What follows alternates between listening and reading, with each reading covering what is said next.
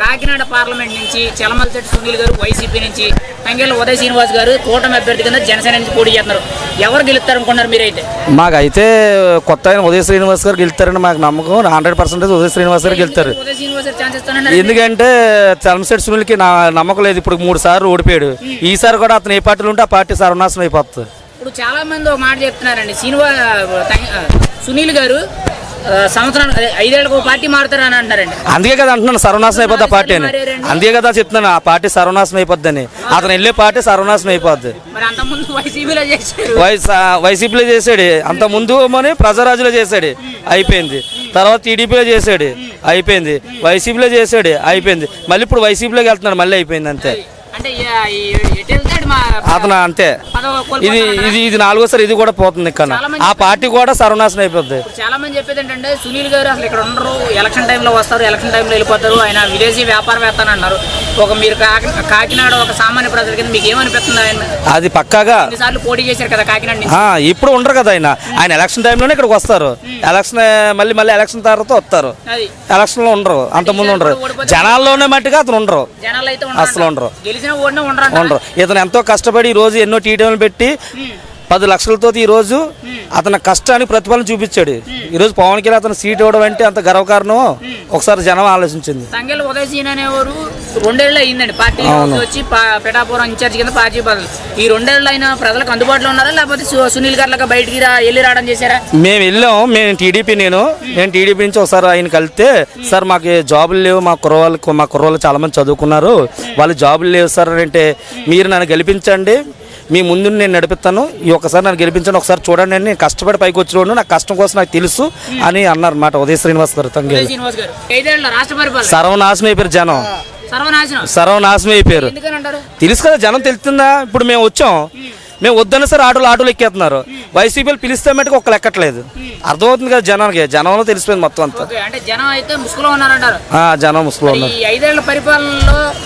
Rowdyism గంజాయికి దీనికి బానిస అయిపోయి ఈరోజు జనం ఇబ్బందికరంగా అయిపోయారు.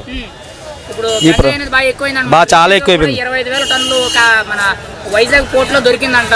ప్రభుత్వంతో దానికి లింకులు ఉన్నాయి, దానికి వెనకాల ఉండే వ్యక్తులు నడుపుతున్నారు అన్నట్టు. ఇది పక్క నిజం. ఆల్రెడీ దొరికిపోయారు కదా వైజాగ్ లోనే.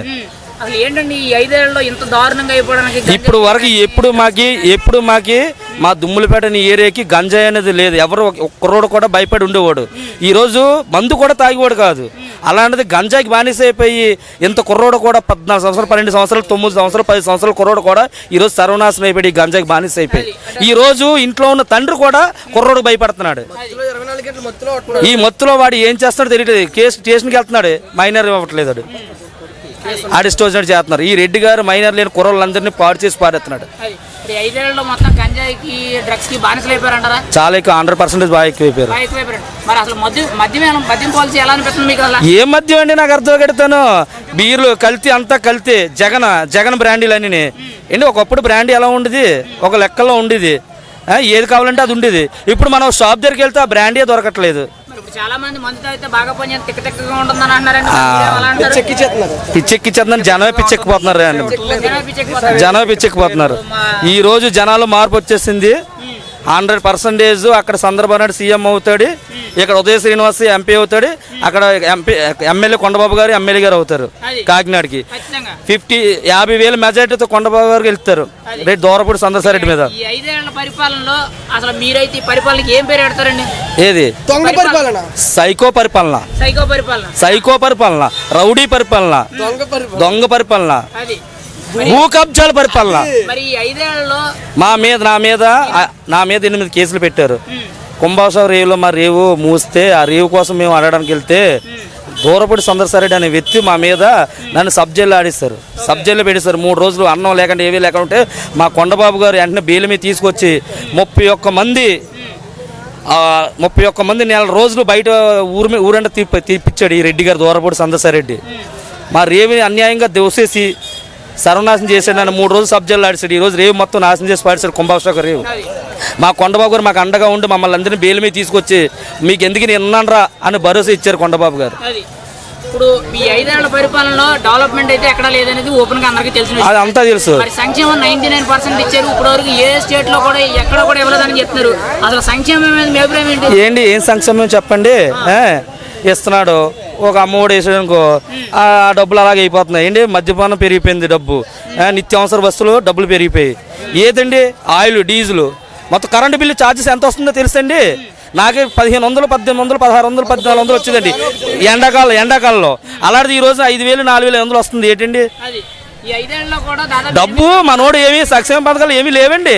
ఆల్రెడీ ఆటోమేటిక్ దెంగేస్తున్నాడు, ఇదంతా ఇందులో దెంగేస్తున్నాడు. అది సంక్షేమ పథకాలు బాగా చేసామని చెప్పి మరి చెప్తున్నారండి ఎవరు?